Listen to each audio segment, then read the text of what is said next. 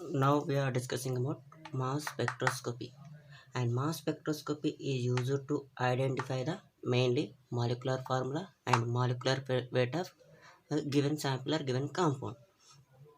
And mass spectroscopy is not a absorption spectroscopy. Why? Because in mass spectroscopy we are using energy sources electron beam energy or electron beam, that is 70 electron volt. But in UV, NMR and IR spectroscopy we are using electromagnetic radiation. The and NMR, UV, IR, these are absorption spectroscopy. Because of we are using in in we are using electromagnetic radiation. But in mass spectroscopy we are using electron beam energy, but not a electromagnetic radiation. That's why it is a not a absorption spectroscopy. And the sample must be in gaseous form. To record mass spectroscopy, the sample must be in gaseous form, and 1 microgram is enough to record the mass spectroscopy. What we have, how much of amount of sample is enough? 1 microgram is enough to record mass spectroscopy. Mass spectroscopy is also known as destructive spectroscopy. Why? Because in mass spectroscopy, molecular ion will be formation takes place. After the formation of molecular ion, it will undergo fragmentation. Means small particles are there. Thus means the molecular ion will undergo fragmentation, nothing but destructive. Distortion of molecule will be takes place. That's why this is a destructive spectroscopy. Therefore, mass spectroscopy is also known as destructive spectroscopy. And this is the basic principle involved in mass spectroscopy. First, sample is taken in gaseous form. If the sample in gas in if the sample is liquid or solid phase, which first we should convert the sample into gaseous form, and we are using electron sources, electron beam energy or electron impact, that is 70 electron volt. When we are irradiating the sample with 70 electron volt, what will happen? Loss of one electron takes place. The loss of electron takes place and gives rise to, this is the molecular ion or parent ion. And generally 7 to 8 electron volt is nearly 7 to 15 electron volt is enough to generate the molecular ion, but we are using 70 electron volt. This for, after the formation of molecular ion, it will undergo fragmentation. The remaining energy is used as fragmentation for molecular ion. The molecular ion will be fragmented into radical cation, and radical, this is the neutral molecule. In mass spectroscopy, only cation radicals and cations are detected, but not radicals and neutral molecules. What will, in mass spectroscopy, only cations and cation radicals will be detected, but not anions, neutral molecules and radicals. These are not detected by mass spectroscopy.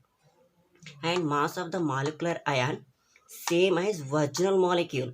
The mass of the molecular ion is same as original molecule. Because we are doing a high energy electron beam, then what will happen? One electron will be losses. And it will be converted into molecular ion. The mass of the molecular ion will be same as original molecule, because mass of electron is negligible. That means the mass of electron is 9.109 into 10 to the power of minus 28. This is very small. That's why it is negligible.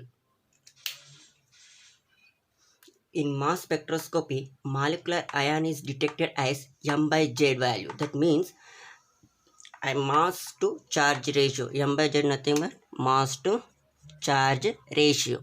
And generally unipositive ions are formed in mass spectroscopy. Generally the unipositive ions are formed in mass spectroscopy. That m by z value equals to, here m is the mass and z means equals to, since it is a unipositive ion, z equals to 1, that means m by 1 equals to that is M.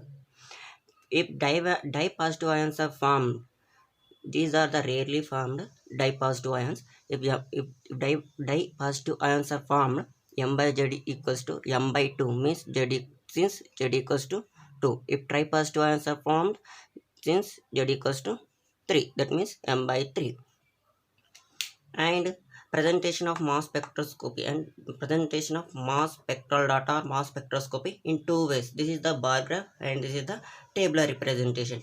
In bar graph, this is the bar graph represent the percentage of relative abundance, and this is M by Z values. And the highest intensity peak is known as base peak. And generally in mass spectroscopy, molecular ion peaks are there, and M plus 1 peaks are there, M plus 2 peaks are also there. The M plus 1 and M plus 2 peaks are known as isotopic peaks. For example, the molecular weight is 73. For example, the mass of the molecular ion weight is 73. Then mass of the isotopic peak M plus 1 means mass of the isotopic peak 74, and M plus 2 means mass of the isotopic peak is 75. And it is the isotope, if intensity of generally, if M plus 2 peak is present in mass spectroscopy, what will happen? The intensity of M plus 2 peak indicates, means the M plus 1 M plus 2 peak indicates in mass spectroscopy presence or absence of chlorine or bromine or sulfur. M plus 2 peak indicates there is a presence or absence of chlorine, bromine or sulfur.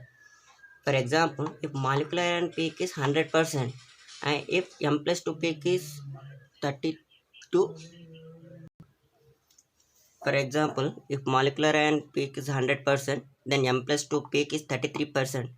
That means the M plus 2 molecular ion is 2 and molecular ion peak and M plus 2 peak are in 3:1 ratio, then chlorine is present. If molecular ion and M plus 2 peaks are 1:1 ratio, then bromine is present. If the molecular ion peak 100% and M plus 2 peak is nearly 4.2 4.6 percentage of M plus 2 peak is exist, then there is a presence of sulfur will be there. We are doing some problems on mass spectroscopy. We can understand what is how the M plus 2 peak present. If the 33.3 present, then how the chlorine is present will be I will clarify in next class. By doing some problems, we can overcome how the M plus 2 peaks are existed. Then, and second one is tabular representation. Tabular representation, this is the M by Z values, and that is the relative abundance. If this is a molecular ion peak, if this is, let us take this is the molecular ion peak and these are the fragments. This is the tabular representation of mass spectroscopy. This is the general introduction of mass spectroscopy. This is the instrumentation of mass spectroscopy. This is the sample inlet, and these are the heating coils. This is the tungsten filament. This is ion collector. These are the electrodes, and the electrodes will have potential that is 8 to 10 kilovolts. This is the vaporization chamber. This is the slits. This slit A and slit from slit A and slit from A to B is known as, this is the ionization chamber.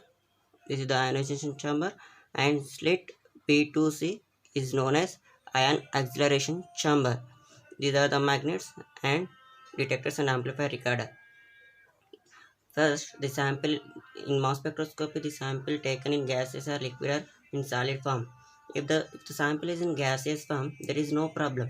But if the sample is in liquid or solid, we have to vaporize. First, we have to convert the solid and liquid into gaseous form. That's why we are using, this is the vaporization chamber, in which the solid or liquid will be converted into vapor.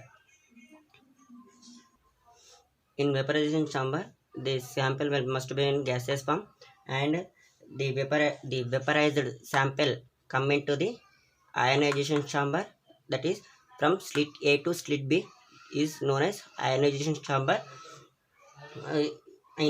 Here tungsten filament is present which produce a beam of electrons and its potential is 70 electron volt.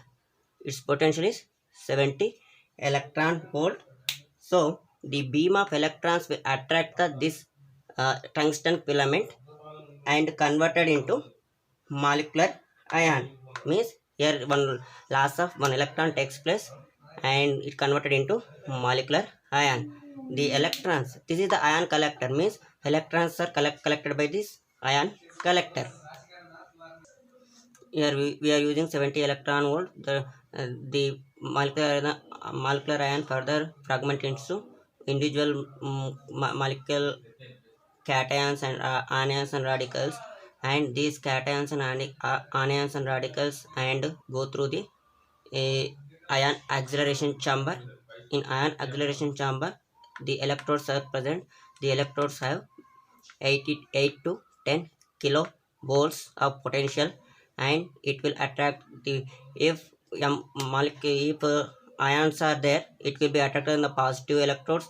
If the cations are there, it will be attracted in the negative electrodes. And these cations and anions will have certain energy or certain velocity. Kinetic energy of certain velocity electrons are accelerated ions is half mv square equals to ev, where m is the mass of ion, v is the velocity of ion, e is the charge of ion, and v is the potential difference in accelerating chamber. Okay. Now the accelerated ions are moves to magnet, moves to next the accelerated next these accelerated electrons or the accelerated ions are moves to towards magnet, and these are moves towards the magnetic field, and it is given by HeV equals to mv square by r, where h is the applied magnetic field and r is the radius of path. And by squaring on both sides, here h square is square v square h square is square v square equals to m square p power 4 divided by r square. Here v square will be cancelled, and then it will be h square e square equals to m square v square by r square. From 1, for this is, you have to take as 1 where this is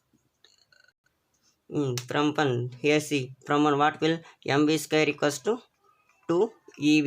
From 1 mv square equals to 2 ep. Here h square e square equals to m square v square, nothing but you have to write m v square divided by r square.